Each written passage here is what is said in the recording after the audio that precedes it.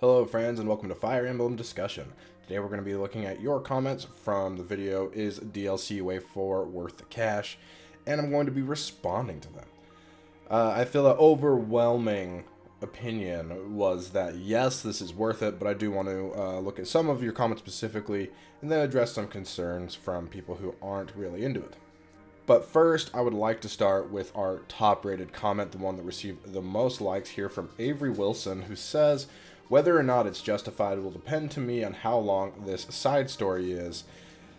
And that is honestly a great question. The way I imagine it, the way I have it in my head, is it's going to be like a 10 to 12 chapters long. But I don't know why I have that in my head. That could be totally made up and totally wrong, if I'm being honest. Maybe it's just me hoping. But I think you should consider more than just how long the side story is. And the fact that when you complete certain parts in the side story, it's been released and we know that it'll affect the main story as well. So the more you do in the side story, the more you do in Cindered Shadows, the more you'll be able to explore the Abyss or whatever else, or get new paralogs and other different things in the main story. So it is separate. It is a separate side story, but it is tied in with the main game as well. And I'm really interested to see how that works. How much is it going to change the normal story, the normal game? Is it going to justify another playthrough after I finish the side story, is what I'm saying. So I think that's an interesting way to justify it and say, how long is it going to be? But I think we do need to look at more than just that.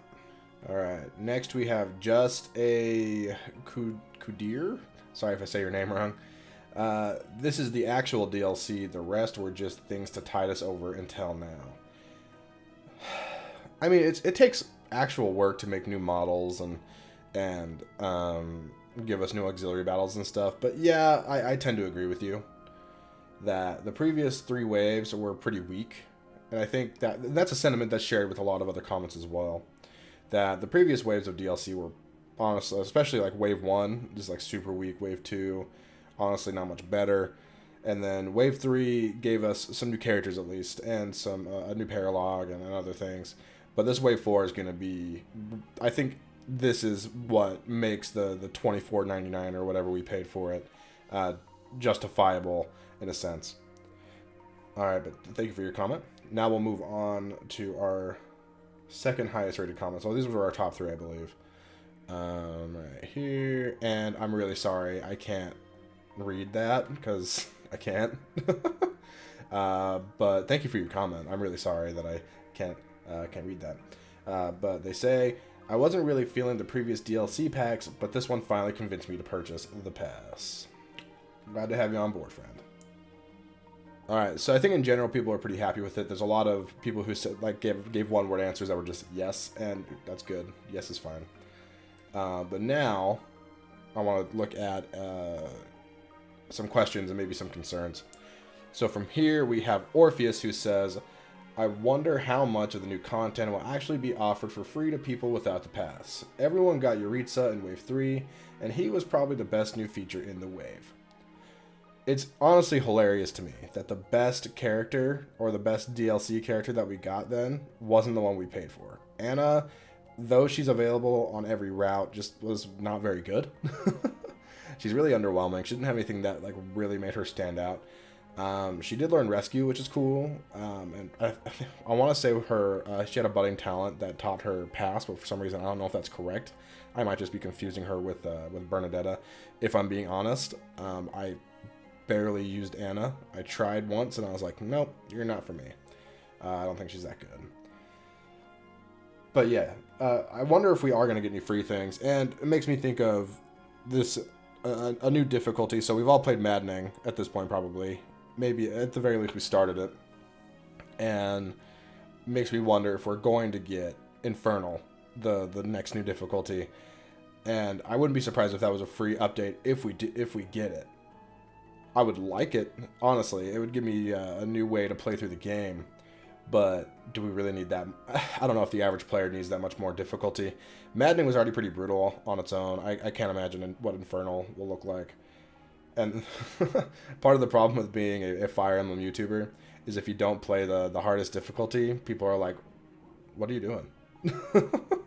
So that I think that's something that could be free. I don't know if we're really going to get any free features from this Orpheus. I think you will just have to buy the pass to get much added. Sorry for my little barking. I'm not going to edit it out because I don't feel like it. We like Milo, right? Alright, next we have a comment from Leigh Needleman, or Lee. Sorry if I mispronounce your name. I think I'll enjoy the new characters. At least I want to see all of their supports. But I'm not sure if I need them enough to buy versus watching their supports online instead. Valid. Very valid point. The new classes have the same exact problem that we had before. Gender-locked classes and underwhelming growths. Okay, underwhelming growths. Here's the thing with that. Class growths aren't as important as class bases, and by class bases I mean class stat modifiers. It's the classes that give you a lot of like give you -8 speed or something ridiculous, -5 or 6 speed or whatever Fortress Knight does. It's that kind of stuff that you really need to worry about. I think a lot of people put too much weight into, say, Paladin not having good enough speed. I think it's totally fine, and especially on like Maddening. Like most units aren't doubling anyways, unless you are grinding, or I want to say grinding, or even just like taking your time a lot. Just know that growth rates are important, of course. Especially Three Houses is one of the few games where growth rates is like super important. I understand you can beat the game without growth rates. I saw Rangor do it, and I understand, but it doesn't change the fact that you're like you join with 8 units all at level 1, and then you have the opportunity to raise them all. I understand you can get other units later that will have higher stats, but those growths are going to matter. But don't look at a -10 in speed or a -5 in speed growth and say, oh, this is a bad class, because that doesn't mean it's a bad class. It just means you have a 10% chance less of getting speed. It's hard for me to really put my thoughts into words with this. I should make a video on it probably. I feel like I have already, actually. I don't know. I don't even remember all the videos I've done anymore. But yeah, the gender lock thing is really annoying, though. I'll agree with that. The gender lock thing is frustrating. I don't know why it's still a thing. It doesn't need to be, but it is. So I don't know. I would love a New Game Plus feature that allowed you to put any unit into any class, regardless of gender. And they could just reuse models. I don't care. You could just have the female warrior be the female war master model as well. I don't care. Just let me have the class, you know? Alright, next we have Geralt of Rivia, who says, the DLC has been utterly disappointing. A bunch of cosmetic tat, one new activity that's still inferior to the dining hall, a boring character with 0 supports, no new maps. And now we're getting a mode divorced from the main campaign. Lame. So the main campaign isn't, I mean, it's a separate side story, but it will affect the main campaign. That's something important to remember. And for all we know, the story plays directly into it. My understanding is that Cindered Shadows takes place before the main story. So that's something to consider, like before you even pick a house kind of thing, as far as the main campaign story goes. So that's something to consider. And I think I'll just like echo the thoughts of some other people that the previous 3 waves of DLC were not what we were paying for. They were just little things that were added to the game that they wanted to give to people who did buy the expansion pass in good faith.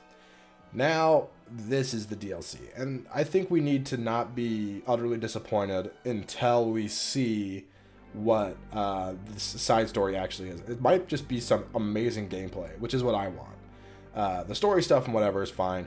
I want dope gameplay. And if it is what I think it is, where for some reason in my head I have it playing out that it's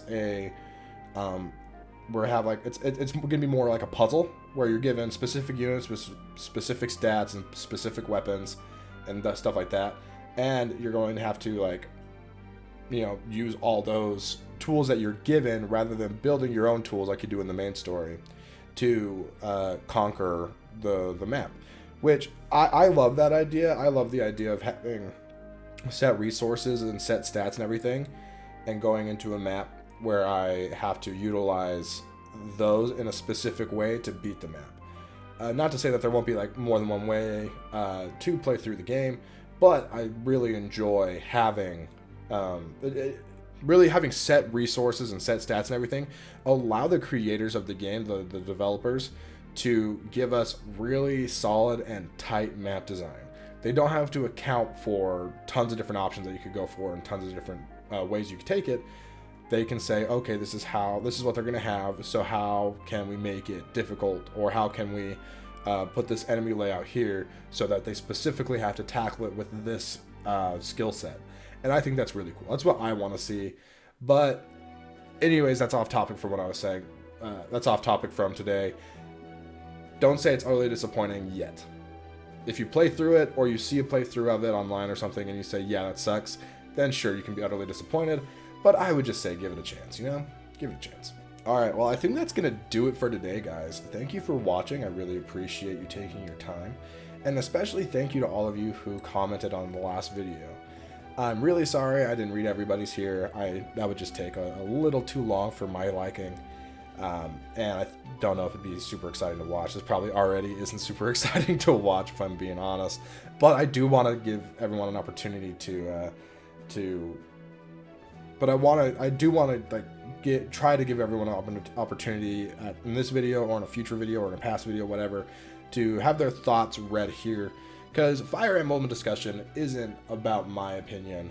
I want it to be about all of our thoughts and all of our opinions, to have a discussion, have a conversation. So, yeah, thank you to everyone who left a comment. Sorry if I didn't get to it, but I promise if you continue to comment, I will eventually get to you. So make sure to even leave a comment on this video with other questions and concerns you have, or maybe some thoughts you have on other people's comments, whatever. Make sure to comment today. And of course, like and subscribe for more Fire Emblem discussion if you're new.